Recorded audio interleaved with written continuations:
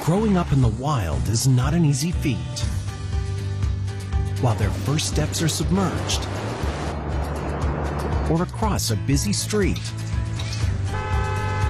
when a hunt with their mom is their very first meal, and their very first word is the squeakiest squeal, learning to navigate the trees and the seas, or cuddling up when the temperatures freeze.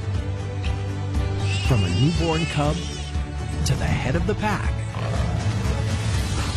acquiring the skills that will get them a snack.